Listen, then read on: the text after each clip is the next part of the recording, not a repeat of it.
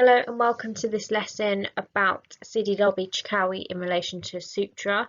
So we're starting with getting to know Sidi, Larbi, Chikawi as this is our first lesson. So we're going to look at today Sidi, Larbi, Chikawi's background, so how he grew up, and we're also going to look at his initial dance training as well. So this is a picture of Sidi, Larbi, Chikawi if you've never seen him. So just have a think to yourself, what do you know already? Have you studied this a lot? Can you recall any information or any key facts about how he grew up?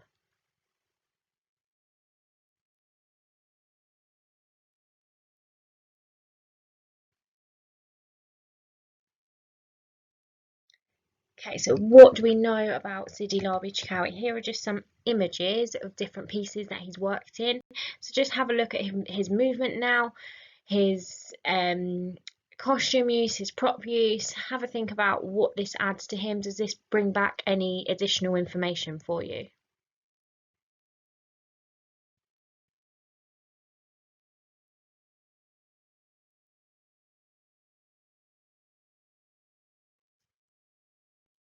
Okay, so let's start.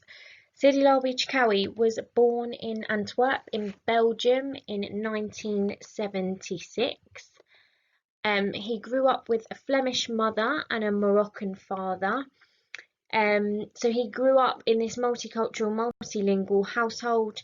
His father was speaking Arabic, Spanish, and French, whilst his mother was speaking French and Dutch. So grew up around a lot of different languages. So we use the key terminology like multilingual, meaning that he grew up around parents speaking different languages. Multicultural, so from different cultures, different places around the world. So a Flemish mother, Moroccan father.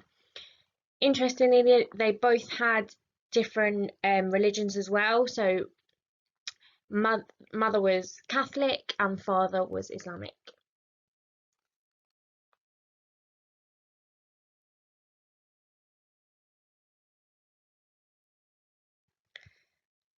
Sidi Larbi Chikawi in an interview said that translation was always a very important part of my life. In Belgium, we are surrounded by other cultures, so we tend to be very focused on understanding others. So he also speaks about how this influenced his choreography. He's used to translating, he's used to giving information from one person to the other, and he found that movement allows him to do this as well. So what he enjoyed at school kind of was drawing as a child. He was good at languages, obviously, from growing up around parents that speak different languages. He was good at mathematics, and he enjoyed folk dance at school as well. In an interview, he says, I was raised in Belgium and we pride ourselves on our painters and our artists that work within the visual arts. So I think that was a big influence. Visualizing reality by drawing. So Sidi Larbi Chikawi is stating there that his background, his country, where they appreciate painters and artists, helped him become an artist himself. And he states that he drew a lot when he was younger. So that was kind of his form of artistry, was drawing a lot when he was younger. Okay, so he got hooked on dance through pop culture. A couple of different influences come from this.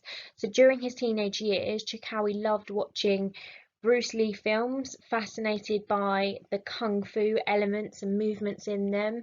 So Bruce Lee was very famous in bringing kung fu over to the Western world, commercializing it, putting it in pop culture, in music videos and films, making it popular over here. So Chikawi grew up watching Bruce Lee films and got that influence there. He was hooked on hip hop dance. Was just the beginning of the influence. So when it came over to Europe in terms of like music videos that he saw on television, Chikawi began imitating artists such as Janet Jackson, Michael Jackson, Prince. He was also obsessed with the musical Fame, so often watched that, so got lots of visual prompts and cues through dancing, through pop culture. Chikawi eventually came from a broken household, so his parents got divorced when he was quite young. So he was never allowed to study dance when his mother and father were together, but they got divorced and the father moved out and the mother allowed Chikawi to start dance classes. Whilst we've talked about Chikawi imitating people, he discovered early on that he had that talent for picking up movement through analysis. So he was very good at imitation and just watching, visual learner to pick up the movement. Okay, moving on to Sidi Larbi, Chikawi's training. So he started dancing at 15 years old. He began classes in ballet, jazz, hip hop, and flamenco and tap. It was actually his ballet teacher that encouraged him to go out, audition for things, enter competitions. So his ballet teacher initially really pushed him to do extra stuff. He would dance after school with friends, and someone from TV invited him to an audition for television work, which he did, and he was successful. So he was working in TV for a bit, encouraged by other dancers. He then started to attend more and more classes. In 1995, at the age of 19, Chikawi entered a competition. Again, this was encouraged by his ballet teacher to put himself out there. So he entered this competition. It was called the Best Belgian Dancer, and it was organised by someone called Alan Patel.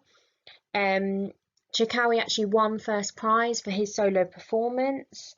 The solo performance that Chikawi had choreographed himself and danced it himself. It combines voguing, hip hop, and a bit of African dance. Another way that Chikawi was influenced through pop culture was through Madonna's music video for Vogue. So that's why that's where he learned how to Vogue, from Madonna's music video. So got the movement from that music video and entered it as a solo in a competition. So like I said, he won the competition, and one of the judges for the competition was Wim van der Kwas, who later on, when we learn about his influences, is one of his big influences at the time. But just in this competition, he was just simply a judge on the panel. It was huge that he was there at the competition because Wim van der Kwas was a very popular European choreographer at the time. Just to say about the competition as well, that was the first time that Chikawi was introduced to contemporary dance. He'd never seen contemporary dance before, didn't know what it was, went to this competition and people were dancing and entering pieces in the style of contemporary dance. So after winning the competition, Elaine Patel, who was running the competition, highly recommended that Chikawi enroll in the Parts Dance School for a 3-year programme. So when he was at Parts, he studied a range of techniques. He looked at William Forsythe technique, Trisha Brown technique, Pina Bausch technique, and Chikawi said it was a very eclectic dance school that really allowed you to touch on very iconic contemporary dance styles, and it was so inspiring to be here. So having experienced contemporary, modern, classical and pop culture dance, it helped me to define my own career and find my personal voice within it. So Chikawi really enjoyed being at Parts and doing the 3-year programme. He trained in ballet, contemporary, improv, theatre, music, singing, yoga and Pilates.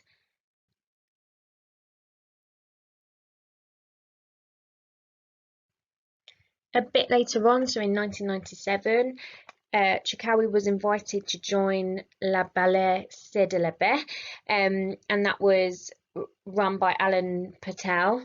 And this is where he started off his choreographic career.